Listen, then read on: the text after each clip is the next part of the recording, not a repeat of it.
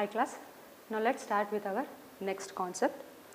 Okay, in the previous session you had learnt about the passive solar system, the design criteria, okay, the various elements which are very much important in a passive solar system. At the same time you got to know what are the various benefits and the demerits of a passive solar system. Okay. So now we will be studying about the various systems which are present in the passive solar system. So which are those? First one is the passive solar heating system and the other one is the passive solar cooling system. So now let's start with the passive solar heating system. Passive solar heating system. Okay, fine. So passive solar heating, it majorly happens when the sunlight or the heat radiations are going to hit a particular object and that object is capable of absorbing, capturing that particular heat and storing it for a longer duration, right? So passive solar heating depends upon the material that I am going to use or the objects which are being struck with the heat radiations, right? So what happens? Whenever a particular heat radiation or a solar energy is getting into a building, okay, so that heat energy is going to be absorbed, okay, stored and then distributed whenever it is required, that is whenever the temperature inside a room drops down, okay. So this is how a passive solar heating takes place. It becomes effective when the orientation of a building is with respect to that of the sun's direction, and majorly it is considered, as I have already been discussed about it, that it is a south direction openings which are going to be letting in the solar radiation is quite good, okay. Now the primary elements or the criteria which are important or the primary elements which are to be concentrated in the passive solar heating, first one is the thermal mass, because the object, that is the object which is going to absorb the heat, store the heat and radiate the heat, right. So the material that I am going to use, okay, is going to play a major role because it is going to absorb, store and then radiate whenever it is required, right. And the other one is the open space which is present in order to make that phenomena happening, okay. So the floor area or the open area or the extent of the walls which are being present in order to store that amount of heat becomes very much important here, okay. So again in this solar passive heating system we have got three types, okay. So the first one is the direct gain. The three main systems are the direct gain, where the direct gain of the solar radiation happens and the effective working takes place. And the second one is indirect gain, okay. And the third one is isolated gain, okay. So in case of the direct gain, the heat radiations are going to fall directly into the living area and the objects present in the living area are going to absorb that heat, okay, capture and absorb that heat and store the heat and start distributing or radiating whenever the temperature inside the room gets lower down, okay. The next one is the indirect gain, that is I will be using a various other phenomena in order to have a passive heating happening. So here indirectly the heat will be getting into a living room. So how it is going to happen? Like I will be using a vertical wall or a vertical barrier which will be first heated by a heat radiations, and that is going to absorb the heat, store the heat, and then the convection process is going to be taking place, a conduction process is going to be taking place. The hot molecules are going to move to a vacant positions, and then they are going to reach the other end, and then the radiation inside a living room is going to happen when a temperature is going to be down. Okay. So that is where a indirect method is happening. Like I am not letting the solar radiations directly inside the living room. So there is some barrier which is collecting those energies. The other one is the isolated gain. Last one is, that is the third one is the isolated gain, where the chamber which is having the collector, absorber, storage as well as the radiator isolated from that of the entire building. Okay. So this isolated chamber will be radiating the energy into the living room or the place where the energy has to be passed.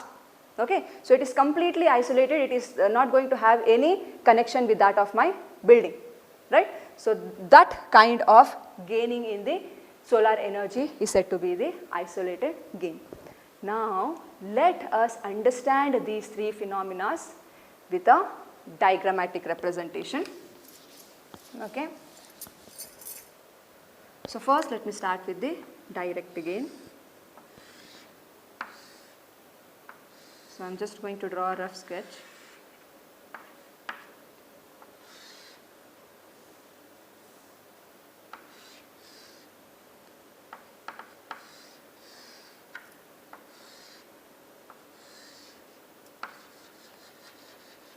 Okay.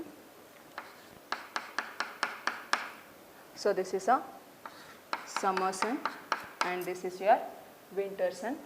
Okay. Summer sun, winter sun. This happens due to the movement of the earth. Please remember, it is not because of the movement of the sun. Okay. So what is happening? This is the glass or the opening which I have provided for a particular building. Okay. So now what is happening? The solar radiations are getting into a building, right. So what is happening? This is the aperture which is letting in the heat air or the solar radiation into a floor. So this is a floor or a thermal mass which is absorbing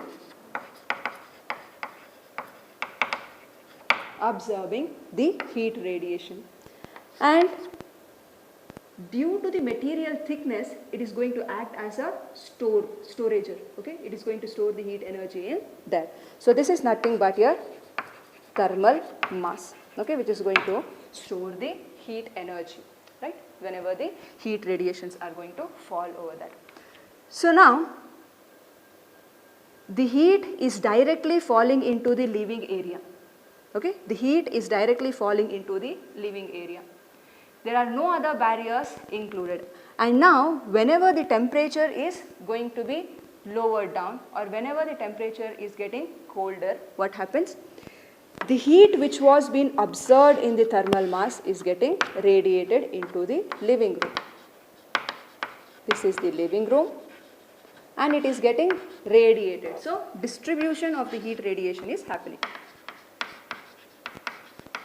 So distribution is happening. In order to avoid the escape of this warmth inside a building, it has also been installed along with the insulators.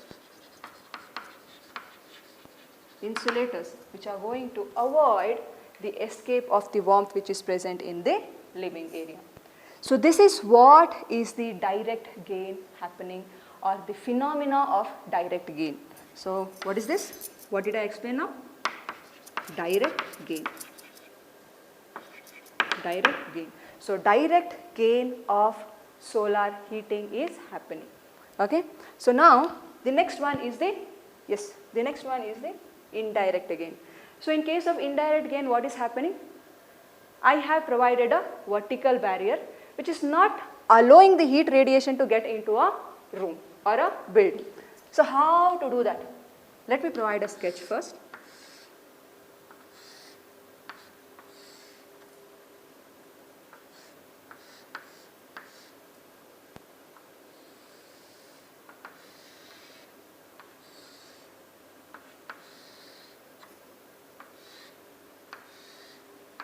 So let's say this is the air gap between the vertical barrier, and let's consider this to be a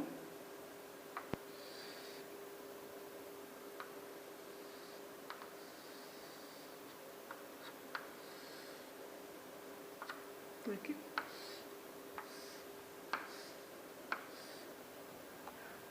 Fine.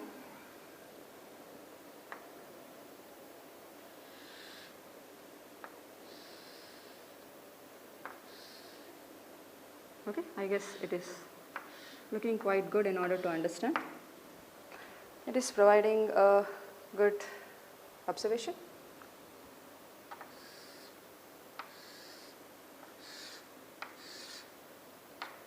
Okay, yeah, and these are the air vents which helps in circulating the air inside and outside.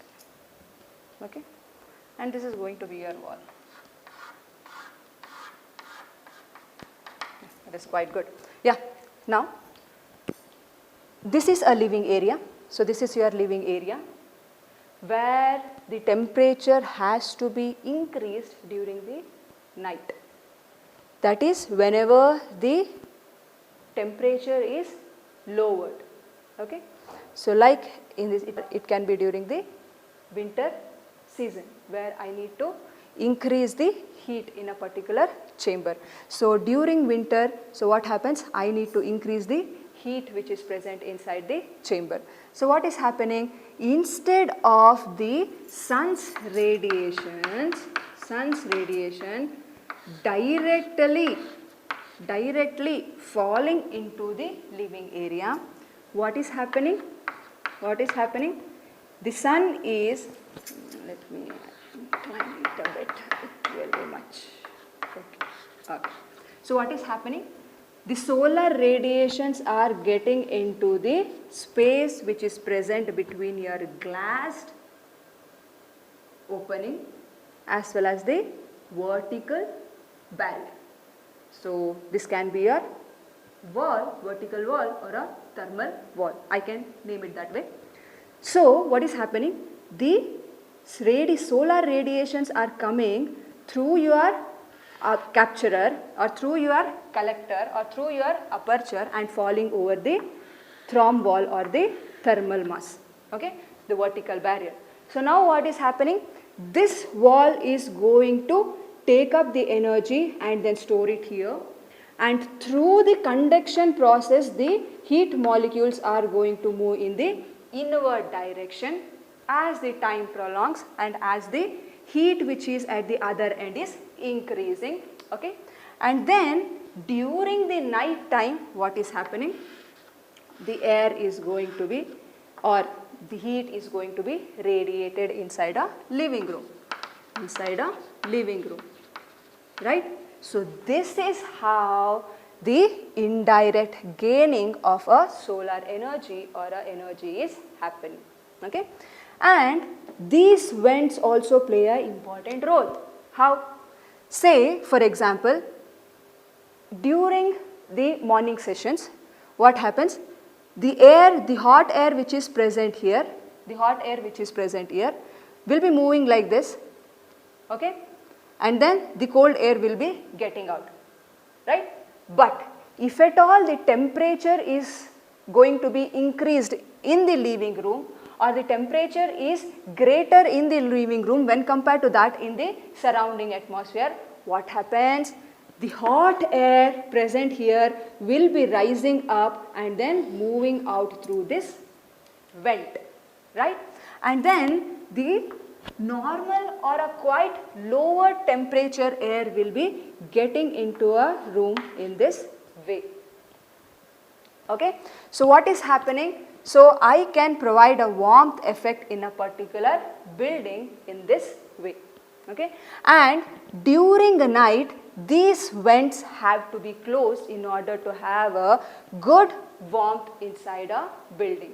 So these vents, if they are going to be closed, they will be acting as a insulators and no heat can be going out, right. So there are two phenomena which are going to happen in this indirect gain, right. So what is happening in case of the indirect gain? You are going to have a horizontal barrier or a thermal mass which is going to restrict the incoming of the solar radiation and falling directly into the living room, and those walls are going to absorb the heat radiations, and once they are going to absorb the heat radiation, what is going to happen?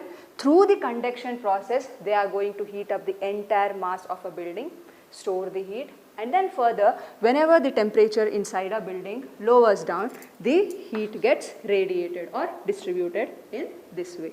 So radiation or radiated, okay, in this way, right. Again we have got three different thermal walls, okay. So these are what? Your thermal walls, living area, distribution, and this is the aperture, okay. So we have got three different thermal walls. So the first one is thermal or therm wall itself, and the second one is water wall, and the third one is trans wall, okay. So thermal wall or the therm wall are nothing but I am using a masonry barrier or a masonry vertical wall in order to have a passive solar energy heating system, right. Water wall, so if I am going to utilize a water in order to serve this purpose, that is if I am going to use a water barrier or a water wall which will be absorbing, storing and radiating the heat energy whenever required, so that a passive solar heating is being provided or gained in a particular system, and if at all I am going to use a water in that place, it is said to be a water wall. Trans walls. So what do you mean by trans walls? So trans walls are nothing but whenever in order to have a good visibility or a visuality towards the outside environment, if I am not going to restrict the visuality by using these opaque objects, if I am going to use a transparent glasses along with the presence of water which will be absorbing the heat, storing the heat and then radiating the heat, so that type of walls are said to be a trans walls, okay. So all the three walls, you can see it in the picture which is getting popping out at the left side of me, where the therm wall, water wall and the trans walls are being provided. Even the reinforcements and the connectors which have to be provided in order to keep those materials safe, even those are the transparent materials which we are going to utilize, okay. So what is thermal or a therm wall? When I am going to use a masonry wall, it is said to be a thermal wall or a therm wall. What is water wall? When I am going to utilize the water for a thermal wall in order to store a heat energy, then it is called as a water wall. What is trans wall? When I am going to use water along with the transparent glasses in order to provide a good visuality or a visualization through the outside environment by not making it opaque, then such walls are called as trans walls, okay. Next, some of the important things which you have to know in this indirect gain. So I have not written it, let me write it. Indirect gain is the first thing. The major elements or the primary elements which are playing a major role in this place are, first element is your capturer or the glazing that you are going to provide or the opening that you are going to provide. So usually they are going to be a double glazed ones, okay. So glazings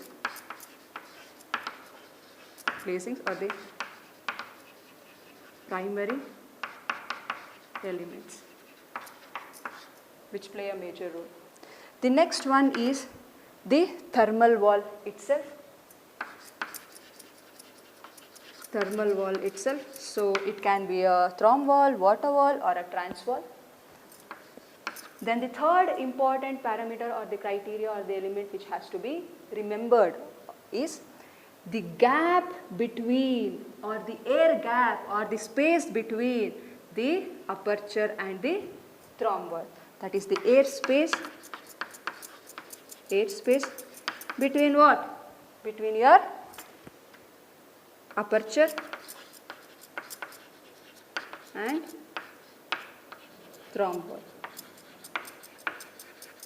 So what next? So the next one is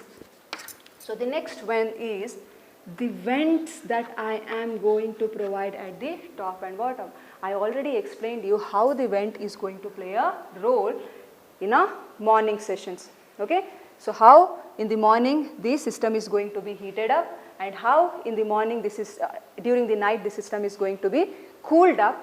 Okay? So it will be serving the purpose of both your passive heating and passive cooling systems whenever required. So, okay. So you'll get into it, or you'll get to know when I will be teaching you a thermal cooling systems. Okay. So cooling systems. Now, so after that, what is that I said? Vents. So what are the vents? So how many vents I am going to be providing? So what is the dimension of it? What is the length and what is the size of it? And at the same time, at what location I am going to provide it so that a free movement of air is going to happen. At the same time, one more thing which has to be remembered is the material of the therm wall. Okay? Material of the therm wall. Material of the therm wall. It's also quite very much important, because through conduction the heat has to be transferred into a living room, which means that a good conductor has to be utilized. Okay, a good conductor of heat has to be utilized in this particular system. Okay, so material of a therm wall is going to play a role. So the next one is, what is the next one?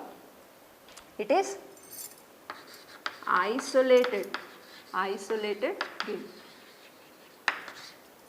So how is the isolated gain going to happen? What did I tell you?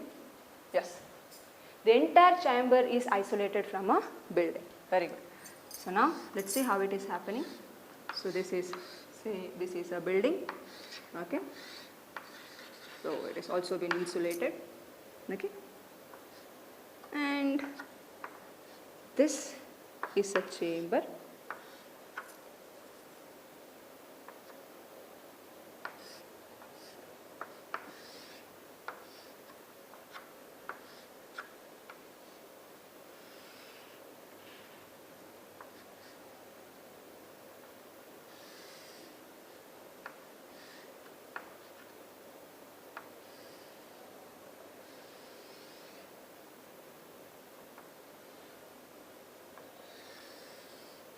Okay. Right? Yeah. So this is a chamber which is having a, so this is your sunlight which is falling over the aperture or the collector or the capturer. So let me write it as collector. Okay. So it is going to collect the solar radiations which is going to fall over the surface, and usually it is going to be a flat glazed materials which we are going to use. And this, what is happening, once it is getting captured, the heat radiations are getting inside, and this is the thermal mass. So the entire wall present here will be acting as a thermal wall or the thermal mass. Okay, so this is a thermal mass. Now what is happening here? This is your living area, and this is the insulator which is being utilized in order to insulate a building. Okay, in order to have a warmth effect inside a building. So what is this? Insulator. Okay, so this is your insulator. Here, due to the variation in the temperature, due to the drop down in the pressure of a particular type of air, due to the denseness of the cold air, what is happening? The cold air will be moving in the downward direction, entering in this way. And then the hot air is going to move into the living area and get circulated. Okay? So this is how the air movement is going to take place in an isolated gain or a isolated chamber from that of your living area. So what is happening? The entire system is being isolated from your living area or a building. Okay? So due to the variation in the densities of the air, so the colder air will be moving in a downward direction, and then the hot air or the warm air will be circulated into your building. So which will be providing a warmth effect or a warm effect inside a building, right?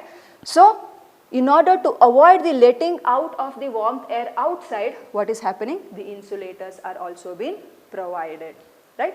So this is how the isolated gain is happening. So now I guess you got to know how the direct gain, okay, how the indirect gain and the isolated gain is happening, and I think that you even got to know how the passive solar heating system works, okay, and how the passive solar heating is happening in a particular building or a system. Fine? I guess it's all clear? Fine. One more thing which I have to add at here is, so in order to avoid the overheating up of a building during summer, okay, these are the overhangings which are being provided, or the controllers, okay.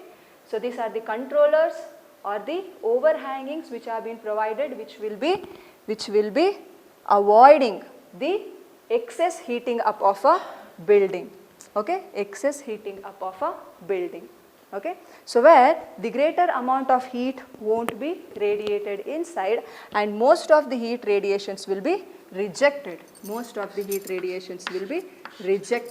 okay. So they are not let in at all. So that is how the passive solar heating system works, okay. Okay, now let's have a fast brush up of the things that we have learnt in this session. So the first thing is, what is the passive solar heating system? So what is passive solar heating system?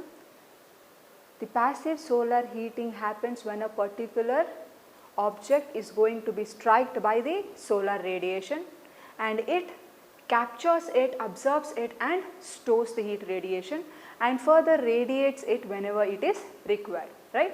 So that is what is a major aim of the passive solar heating, and heating is going to take place, right? And it majorly depends upon the orientation and the location and in which direction the sun is going to be placed. Then we have got three different systems in it.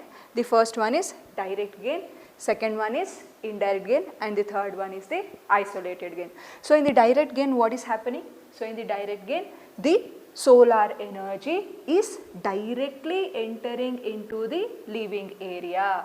So the solar energy is directly entering into the living area. What is happening? The solar energy is directly entering into the living area, and the living area is absorbing the heat energies which are getting radiated into it, right? So it is absorbing and storing the energy. The floor in the living area, which is acting as a thermal mass, is absorbing and storing the solar radiation in it. Further, what is happening?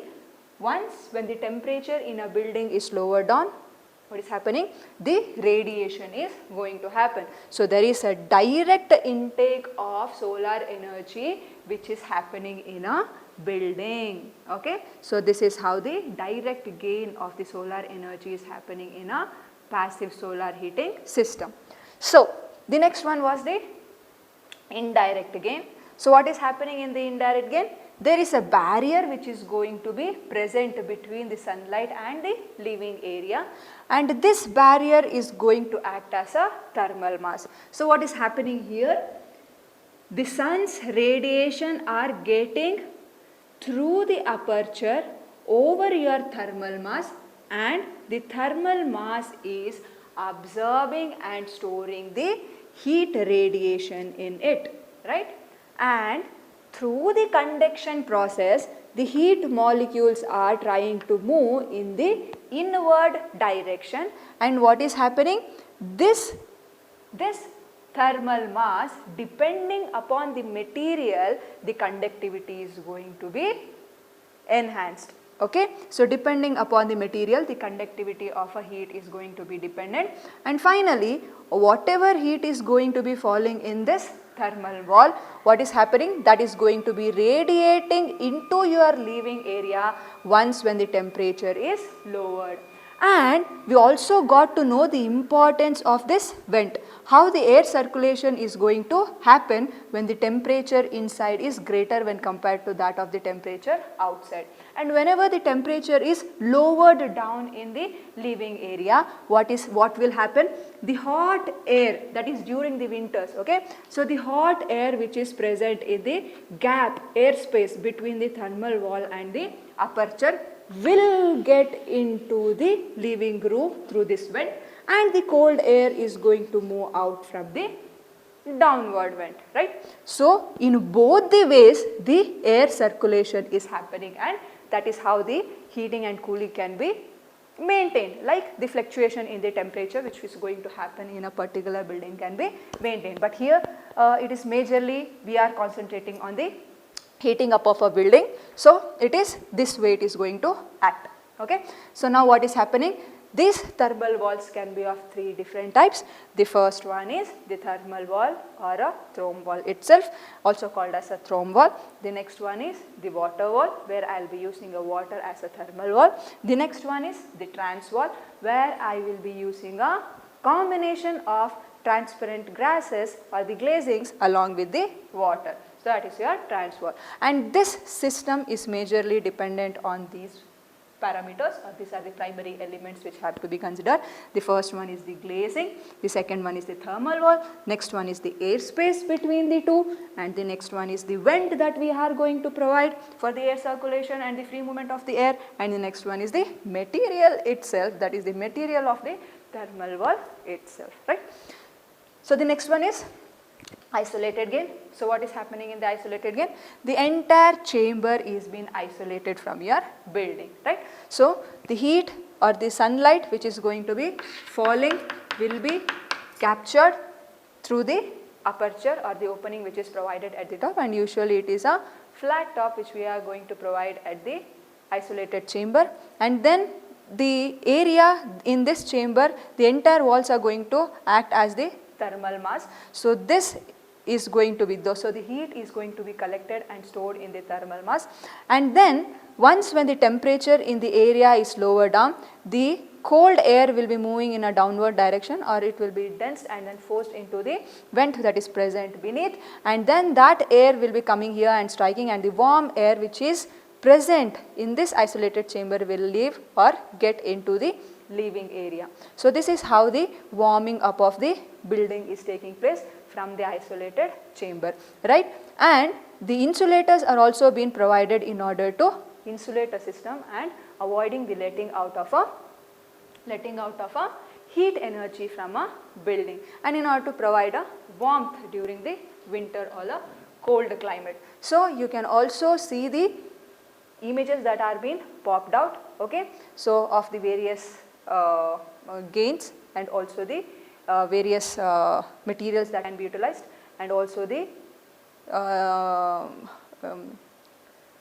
chart which is providing you the heat gain of a particular material which we are going to be using for a thermal walls, okay. So these are the things which you have learnt in this session. So I guess everything is clear in this. Thank you.